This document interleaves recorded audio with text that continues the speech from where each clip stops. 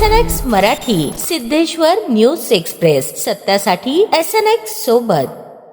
येथील गुन्हे शोध पथक PI श्री राऊत, ACP श्री कोमल यांनी पुढाकार घेऊन गुप्त बातमीदारामार्फत बातमी काढून एक चोरीचे मोबाईल घेणारे मोबाईल दुकानदारास अटक करून त्याच्याकडून एकूण 13,52,000 रुपये किमतीचे 111 मोबाईल जप्त करण्यात आलेले आहेत.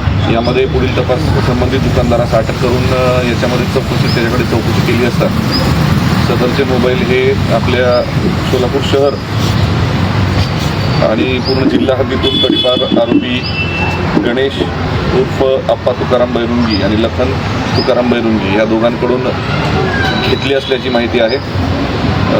या दोघांनाही साधारण डिसेंबर 2025मध्ये तडीपार करण्यात आलं होतं आणि या गुन्ह्यामध्ये त्या दोघांचा सुद्धा शोध घेण्यात येत आहे आणि त्या दोघांनाही अरेस्ट करण्यात येतं.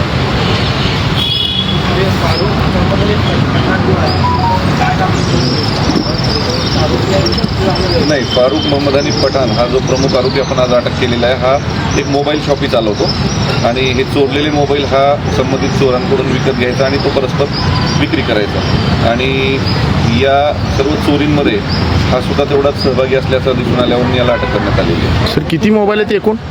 याचं पूर्वीच्या रेकॉर्डची माहिती आपण घेत आहोत. बाकी 2 आरोपींचा बऱ्यापैकी पूर्वीचा रेकॉर्ड आहे आणि सध्या ते तडीपार पण आहे. सर असे किती शॉप आहेत की जिथं चोरीचे मोबाईल सापडले?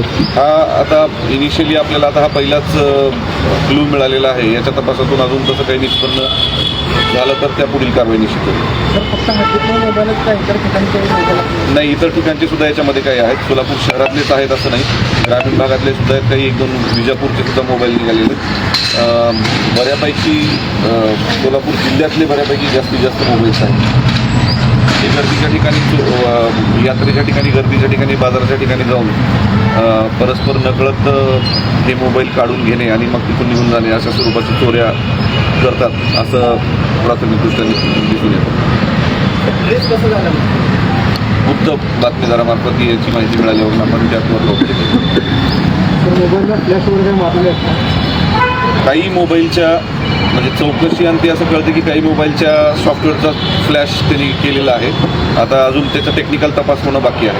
त्याच्यानंतरच आपल्याला एक्झॅक्ट सांगता येईल किती मोबाईलचा सॉफ्टवेअर त्यांनी बदलला आणि किती मोबाईलचा अजून नाही बदलला. सध्या आरोपी 1 अटक आहे, अजून 2 फरार आहेत.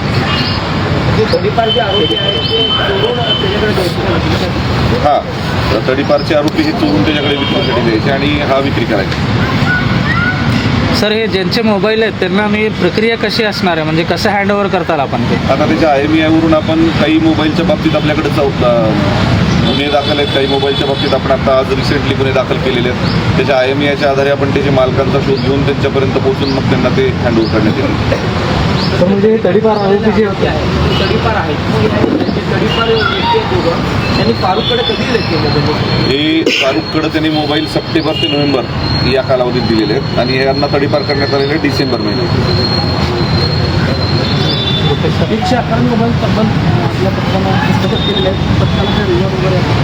निश्चित या पथकाला रिवॉर्ड देण्यासंदर्भात मी माननीय पोलीस आयुक्त सोलापूर शहर यांना आजच तसा अहवाल त्यांच्याकडे सादर केला. तरी तडीपार आरोपी होते तरी हे शहरात फिरत आहेत. नाही, हे चोरी झाली नसेल. मोबाईल हे जे विकत घेतलेले आहेत हे साधारण सप्टेंबर, ऑक्टोबर आणि नोव्हेंबर या 3 महिन्यात विकत घेतलेले आहेत आणि हे तडीपार आरोपी तडीपार डिसेंबरमध्ये झालेले आहेत. त्याच्यामुळे तसं तर काही अजून निदर्शनास आलेलं नाही. जर तसं निदर्शनास आलं की ह्याच्यामधला कुठला मोबाईल नंतर या लोकांनी यांच्याकडे दिलेला आहे आणि इथं त्यांचं लोकेशन असेल तर निश्चित त्याच्यामध्ये मुंबई पोलीस कायदा कलम 142 नुसार वेगळा गुन्हा पण दाखल करतात. शिवाय जी मोबाईलची अमाऊंट असते सर ही अमाऊंट जवळपास 13 लाख रुपये आहे आणि जेव्हा मोबाईल चोरीला जातो तर अमाऊंट जवळपास 5 ते 10 हजारामध्ये आपण नोंदवली जाते. अमाऊंट 13 लाख कशी नाही, असं काही नाही. 5 ते 10 हजार नोंदवली जाते अशातला भाग नाही.